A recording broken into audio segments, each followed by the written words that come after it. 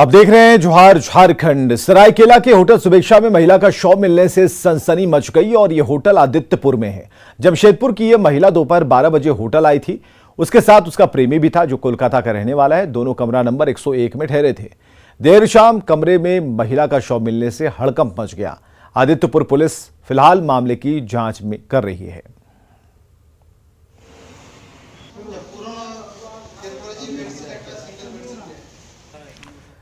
लोहरदगा के सुकरहोटू गांव में शॉर्ट सर्किट से एक घर में आग लग गई। अगलगी में इस घर का सारा सामान जलकर राख हो गया। 2 घंटे की कड़ी मशक्कत के बाद किसी तरह आग पर काबू पाया गया। गनीमत यह रही कि हादसे में किसी की जान नहीं गई। हालांकि इस घटना में तकरीबन 5 लाख की संपत्ति के जलकर खाक होने की बात कही जा रही है।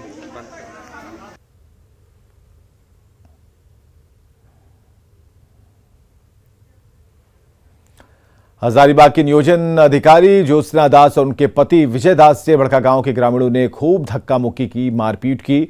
अधिकारी ज्योत्सना दास अपने पति के साथ बड़कागांव के लंगातू गांव गई थीं। दोनों कार में बैठे थे और चतरा के नियोजन अधिकारी मनु कुमार का इंतजार कर रहे थे। उन्हें बच्चा चोर समझकर उग्र ग्रामीणों ने घेरा और भीड़ का गुस्सा देखकर कार पर सवार महिला अधिकारी कांपने लगी। उन्होंने बड़कागांव पुलिस को फोन किया तो पुलिस ने भीड़ से पति पत्नी को किसी तरह बचाया।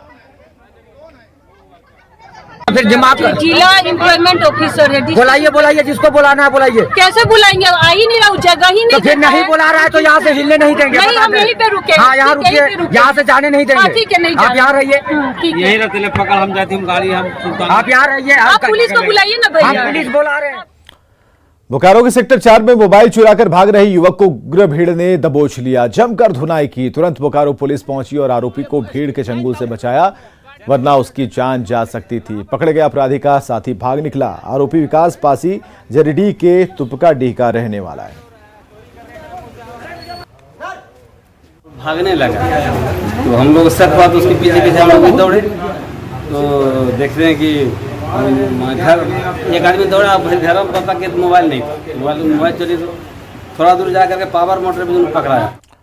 रांची से बड़ी खबर है। हथियार के साथ अपराधी गिरफ्तार किया गया है। खादगड़ा टीओपी पुलिस ने इसे पकड़ा और अपराधी के पास से राइफल मिलने की सूचना है। औरंगाबाद का रहने वाला है अपराधी। बिहार भागने की फिराक में था। खादगड़ा टीओपी पुलिस ने उसे पकड़ लिया।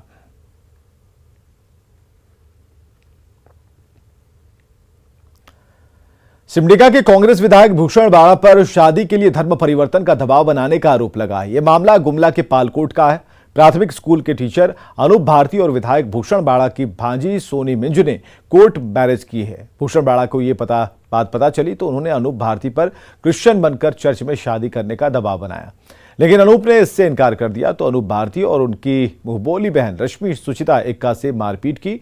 इसका केस फिलहाल रांची के एमपी एमएलए कोर्ट में चल रहा है। पीड़ित ने गुमला के डीसी से इंसाफ की गुहार लगाई है। सोनी मिंज है, वो मतलब इंटर कास्ट लड़के से कोर्ट मैरिज की थी तो वो लोग चाह रहा था कि शादी करेगा।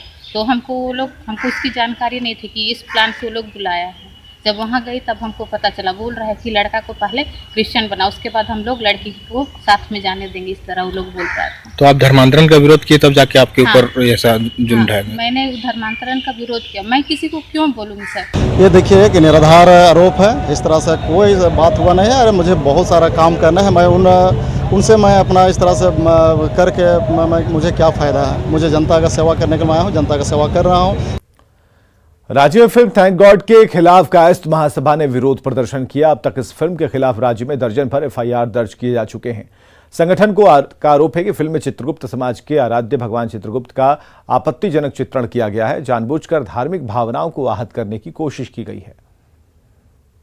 आप इस मूवी को बॉयकॉट कीजिए, अन्यथा अगर आप बॉयकॉट नहीं करेंगे, हम लोग नहीं करेंगे तो हमारे देवी देवता का अपमान है। हम ये मांग करते हैं फिल्म के निर्माता निर्देशक से, अजय देवगन है, इंद्र कुमार है, मारुति फिल्म्स इंटरनेशनल है। हम ये उनसे मांग करते हैं कि आप फिल्म की जो आपत्तिजनक सीन्स हैं उनको आप डिलीट कीजिए, अन्यथा ये फिल्म्स को हम रिलीज नहीं होने देंगे। उन्होंने हमारे भगवान श्री चित्रगुप्त महाराज को उन्होंने हास्य का पात्र बनाया है इस मूवी में। ये बहुत ही दुखद बात है हम सभी समाज के लिए और हम सभी के लिए नहीं, मुझे लगता है ये पूरे भारतवर्ष को शर्मिंदगी होनी चाहिए। इस बोकारो की बुजुर्ग महिला पैरों में लगा रॉड निकालने की गुहार लगा रही है। इसे निजी अस्पताल ने इलाज के दौरान उनके पांव में लगा दिया था, लेकिन पैसे कम पड़ गए तो डॉक्टर ने रॉड निकालने से मना कर दिया।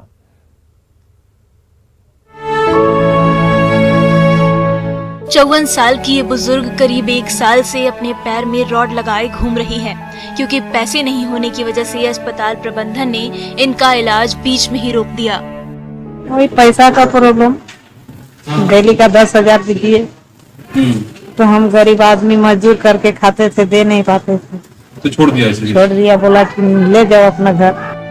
अक्टूबर 2021 में बसंती देवी मजदूरी कर घर लौट रही थी, तभी एक बाइक सवार ने टक्कर मारी और मौके से फरार हो गया। इलाज के लिए बेटे ने जैन मोड़ के लाइफ केयर अस्पताल में भर्ती कराया।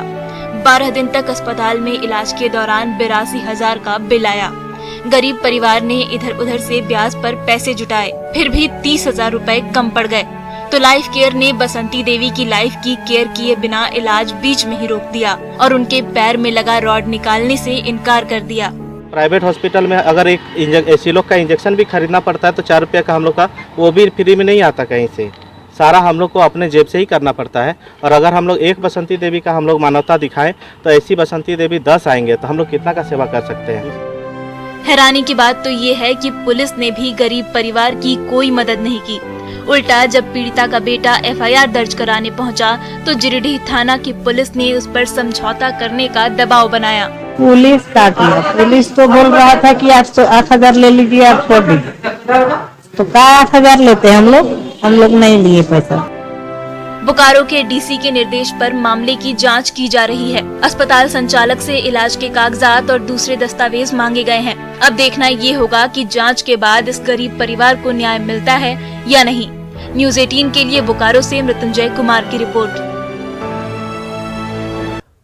लोन रिकवरी एजेंट की क्रूरता थमने का नाम नहीं ले रही। हजारीबाग की घटना ठंडी भी नहीं हुई थी कि कर्ज वसूलने के लिए गिरिडीह की महिला से मारपीट की वारदात सामने आई।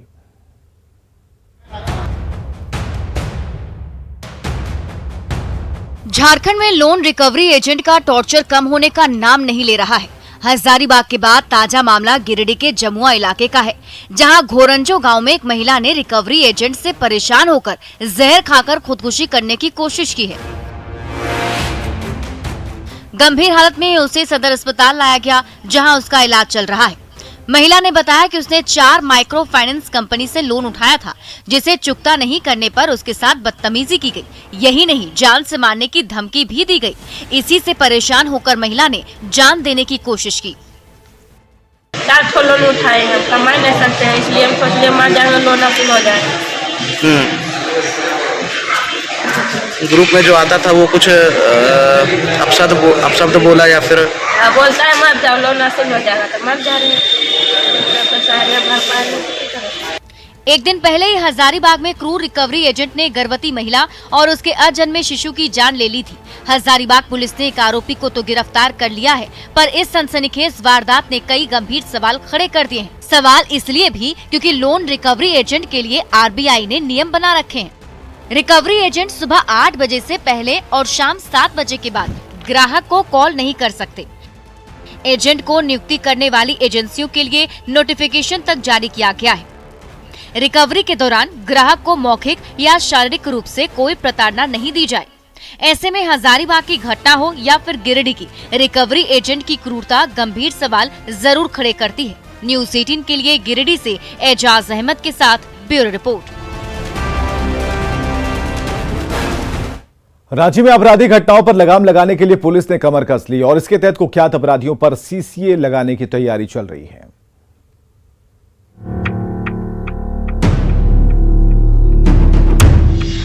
अपराधियों पर कसेगी नकेल। पुलिस ने तैयार किया एक्शन प्लान। CCA से होगा क्राइम कंट्रोल। चुन चुनकर अपराधियों पर होगी कार्रवाई। हरीश अंसारी, विकास उरांव उर्फ विक्की, मुर्शिद बख्श, तरुण महतो, गेंदा सिंह, ये उन कुख्यात अपराधियों के नाम हैं जो रांची पुलिस के रडार पर हैं। राजधानी में क्राइम कंट्रोल के लिए पुलिस CCA का इस्तेमाल कर तड़ीपार, थाना हाजिरी जैसे तमाम हथकंडे अपनाकर अपराधियों पर सिकंजा कसने में लगी हुई है, जो आदतन अपराधी हैं। हम लोग की पूरी कोशिश है कि जो भी इस प्रकार के जो हैबिचुअल ऑफेंडर्स हैं, जो आदतन अपराधी हैं, जो आदतन अपराधी हैं उनके खिलाफ जो है लगातार हमारी एक मुहिम चलती रहे, जिससे कोई भी व्यक्ति, कोई भी इस प्रकार का अपराधी पुनः आपराधिक गतिविधियों को अंजाम न दे सके। इस मुहिम के तहत अब तक 6 अपराधियों पर तड़ीपार की कार्रवाई की गई है। इसके अलावा सीसीए की धारा के तहत कुल 7 अपराधियों और थाना हाजिरी के लिए 5 अपराधियों का नाम लिस्ट में शामिल किया गया है। इसके साथ ही जो अपराधी जेल से बाहर निकलने वाले थे, उन्हें कुछ महीनों के लिए जेल में ही रखने को लेकर आदेश भी जारी किया गया है। लगभग इस प्रकार के 25 ऐसे मामले चल रहे हैं जिसमें हम लोगों ने निरुद्धादेश, इसका मतलब ये है कि जिनको किन्हीं मामलों में अगर हम लोगों ने न्यायिक हिरासत में भेजा है तो वो जिनके बाहर आने से कहीं न कहीं पब्लिक ऑर्डर, विधि व्यवस्था, लोक व्यवस्था मूलतः हम कहीं की डिस्टर्ब हो सकती है, तो उनके खिलाफ जो प्रोसीजर है उसको हम लोगों ने पूरा किया है। हाल के दिनों में हुई एक के बाद एक आपराधिक घटनाओं की वजह से झारखंड पुलिस को काफी फजीहत झेलनी पड़ी। ऐसे में अब पुलिस प्रशासन अलर्ट हो गया है। न्यूज़ 18 के लिए रांची से ओम प्रकाश की रिपोर्ट। रांची के जेएससीए ग्राउंड में 19 दिन बाद होने जा रहे वनडे मैच की 90% तैयारी पूरी हो गई है। 9 अक्टूबर को जब यहां भारत और दक्षिण अफ्रीका की टीमें भिड़ेंगी तो जेएससीए ग्राउंड का रुतबा पूरी दुनिया देखेगी। रांची का चमचमाता जेएससीए ग्राउंड एक बार फिर टीम इंडिया के धुरंधरों की धमाकेदार पारी का गवाह बनेगा, क्योंकि इस हरे भरे मैदान पर अगले महीने 9 अक्टूबर को भारत और दक्षिण अफ्रीका के बीच वनडे मैच जो होने जा रहा है। जेएससीए मैनेजमेंट इसकी तैयारियों में कोई कोर कसर नहीं छोड़ना चाहता, ताकि मैच के दौरान जब टीम इंडिया के समर्थक अपनी अपनी कुर्सियों पर बैठें तो उनका वो दिन यादगार बन जाए। 9 अक्टूबर को रांची का जेएससीए स्टेडियम एक बार फिर वनडे मैच से गुलजार होगा और भारत और दक्षिण अफ्रीका के बीच यहां पर मैच का आयोजन होने जा रहा है। मैच को लेकर आप देख रहे हैं कि तैयारियां यहां जोर शोर से चल रही है। खुद यहां पर जेएससीए के जो अधिकारी हैं मैच के आयोजन को ये कह सकते हैं कि सफलतापूर्वक कराने में लगे हुए हैं। झारखंड की पहचान बन चुका इस जेएससीए स्टेडियम में 9 अक्टूबर को दोपहर बाद जब डे नाइट मैच का आगाज होगा तो भारत ही नहीं, दुनिया भर के क्रिकेट प्रेमियों की निगाहें टीवी स्क्रीन पर टिकी होंगी। उस दिन भारत और दक्षिण अफ्रीका के क्रिकेटर तो कमाल दिखाएंगे ही, उस रोमांचक मुकाबले के जरिए जेएससीए ग्राउंड और रांची का रुतबा एक बार फिर पूरी दुनिया के सामने होगा। इसलिए मैच से 19 दिन पहले ही 90% तैयारियां पूरी कर ली गई हैं।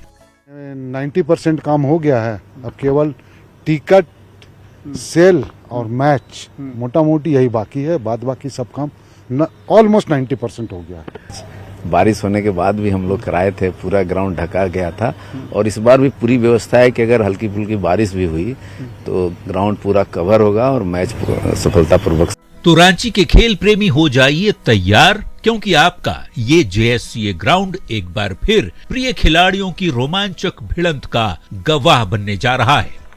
मैदान की खूबसूरती को बेहतर लुक देने की कोशिश की जा रही है, ताकि यहाँ मैच देखने के सिर्फ झारखंड के लोग नहीं आते हैं बल्कि यहाँ बंगाल, यूपी से भी लोग यहाँ पहुँचते हैं। लिहाजा जेएससीए एक बेहतरीन आयोजन करने की तैयारी कर रहा है, साथ ये बताने की कोशिश कर रहा है कि इतिहास से जो हमने सीखा है, इतिहास जो लिख कर गया है हमारे लिए, वर्तमान और भविष्य उसे लेकर आगे बढ़ेगा।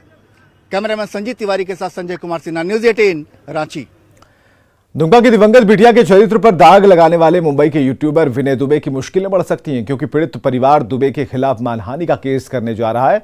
परिजनों का कहना है कि टीआरपी बढ़ाने और दोनों आरोपियों शाहरुख और नईम को बचाने के लिए दिवंगत बेटी पर उंगली उठाने वालों को बख्शा नहीं जाएगा।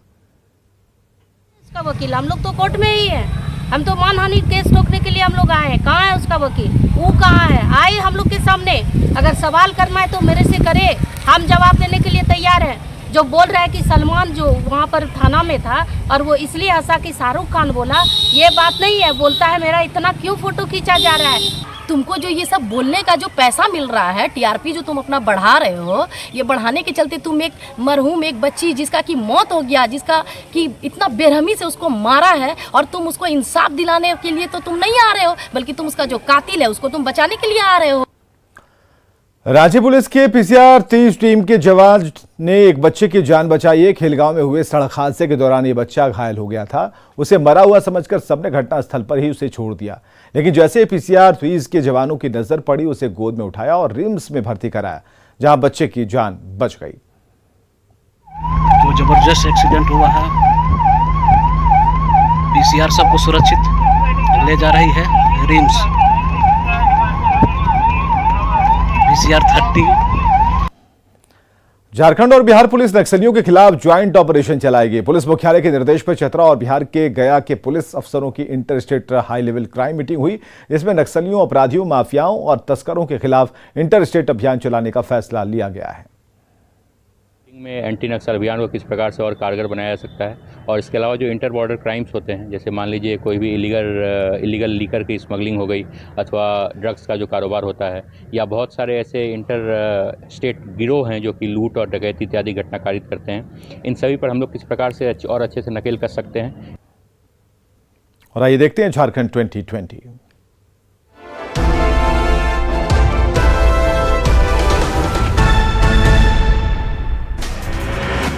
गोड्डा में मुख्यमंत्री का किया गया खतियानी स्वागत। किसी ने कठपुतली से घोड़ा बनकर तो किसी ने 1932 की टी शर्ट पहनकर जताई खुशी।